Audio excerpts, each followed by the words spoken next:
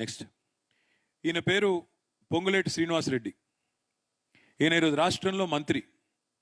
ఇదిగో ఇది ఆయన కట్టుకున్న ఇల్లు, ఆ పక్కన ఇదిగో ఇదివరకు అక్కడ ఉన్న చెరువు. మొత్తం చెరువును పూడ్చి ఇల్లు కడితే, చెరువు మొత్తం పూడ్చి, ఇది నేను నా పిక్చర్స్ కాదు, గూగుల్ శాటిలైట్లో మీరు పోయినా గూగుల్లో పోతే మీకు కూడా తెలుస్తుంది. గతంలో ఉన్న చెరువు ఉంది, ఇవాళ ఆ చెరువును పూడ్చేసి మొత్తం అది ఆయన ఇల్లు, అది కనబడుతుంది కదా అక్కడ పక్కన ఇల్లు, ఇదివరకు లేదు, ఇప్పుడు అక్కడ వచ్చింది. ఆ చెరువు మొత్తం పూడ్చి అక్కడ రెవెన్యూ మంత్రి ఈయన ఈరోజు ఈ రాష్ట్రంలో. మరి ఆయన ఇల్లు కూలగొట్టే ధైర్యం హైడ్రాకుందా? పెద్దలు పేదలు మాకేమీ తేడా లేదు అంటున్న బిల్డప్లు ఇస్తున్న అధికారి ఆయన ఇంటి దగ్గరికి పోయే ధైర్యం అన్న ఉందా? కనీసం పోగలుగుతాడా? పోలేడు. నెక్స్ట్ ఈయన పేరు డాక్టర్ జి వివేక్.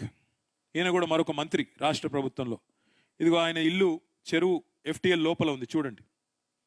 ఇది హిమాయత్ సాగర్ చెరువు, అది ఆయన ఇల్లు, రాజభవనం. ఇగో ఇక్కడ చెరువు లోపల ఇల్లు. దాన్ని కూలగొట్టే ధైర్యం హైడ్రాకుందా? పేదవాళ్ళు పెద్దవాళ్ళు అనే తేడా మాకు లేదు అని బిల్డప్లు ఇచ్చే అధికారులు వీళ్ళని ముట్టే ధైర్యం చేయగలుగుతారా? వాళ్ళ ఇంటి దగ్గరికన్నా కనీసం పోయే ధైర్యం ఉందా? నోటీస్ ఇచ్చే ధైర్యం ఉందా? నెక్స్ట్ ఈయన ముఖ్యమంత్రి రేవంత్ రెడ్డి గారి అన్న, ఆయన పేరు తిరుపతి రెడ్డి. తిరుపతి రెడ్డి గారి ఇల్లు అక్కడ రెడ్డిలో మార్క్ చేస్తుంది. దుర్గం చెరువు బఫర్ లోపల, దుర్గం చెరువు లోపల FTL లోపల ఉంటుంది. ఇక్కడ విచిత్రం ఏమంటే, సున్నం చెరువులో కట్టిన పేదలదేమో తప్పంట, ఇట్లా కట్టిన వాళ్ళు. కానీ దుర్గం చెరువులో కట్టిన తిరుపతి రెడ్డిది మాత్రం తప్పు కాదు. సున్నం చెరువులో కట్టిన పేదవాళ్ళకి మాత్రం మీరు టైం ఇవ్వరు. ఎందుకు? మీరు కోర్టుకు పోతారు, కోర్టు స్టే ఇస్తుంది. మీరే కదా అయ్యా ఇల్లు పర్మిషన్లు ఇచ్చింది గతంలో, మీరే కదా ఆనాడు కట్టనిచ్చింది, మళ్ళీ ఎట్లా కూలగొడతారు అని కోర్టు మొట్టికాయలు ఇస్తుందని తెలుసు. అందుకే పేదవాళ్ళకి టైం ఇవ్వరంట. సున్నం చెరువులో ఉండే పేదవాడికి టైం ఇవ్వరంట. కానీ దుర్గం చెరువులో ఉండే ఆ రాజప్రసాదానికి మాత్రం, తిరుపతి రెడ్డి గారికి ఆయనకి మాత్రం టైం ఇచ్చి ఆయన కోర్టుకు పోయేటట్టు చేసి, కోర్టు ద్వారా స్టే తెచ్చుకొని, ఇవాళ ఏమైందయ్యా అంటే కోర్టు స్టే ఉంది, మేమేం చేయాలా? ముఖ్యమంత్రి సోదరుడు కదా, కాబట్టి ఆయన్ని ముట్టే ధైర్యం వాళ్ళకి లేదు. మీకు టైం ఇవ్వరు, మీకు కోర్టుకు పోయేదానికి అవకాశం ఇవ్వరు, కానీ పెద్దలకు అందరికీ టైం ఇస్తారు. నెక్స్ట్ ఇది చూడండి, ఇంకా అన్యాయం. చెరువు మధ్యలో, చెరువు కనబడుతుందా చుట్టూ? చెరువు మధ్యలో అగో అది ఆ గెస్ట్ హౌస్. ఎవరిది ఇది?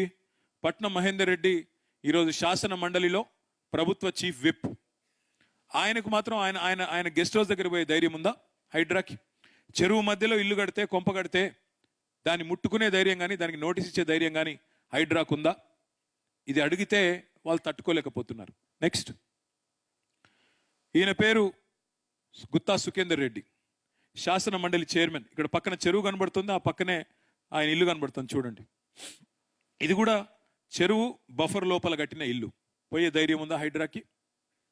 చెరువులో కట్టిన ఇల్లు శాసన మండలిలో చీఫ్ విప్ కట్టినా, శాసన మండలి చైర్మన్ కట్టినా అక్కడ పోయే ధైర్యం హైడ్రాకు ఉందా? పేదవాళ్ళు పెద్దవాళ్ళు ఏమీ లేదు అని మాట్లాడే బిల్డప్ ఇచ్చే అధికారులు కనీసం వాళ్ళ దగ్గరికి పోయి వాళ్ళని కనీసం మాట్లాడే పరిస్థితి ఉందా?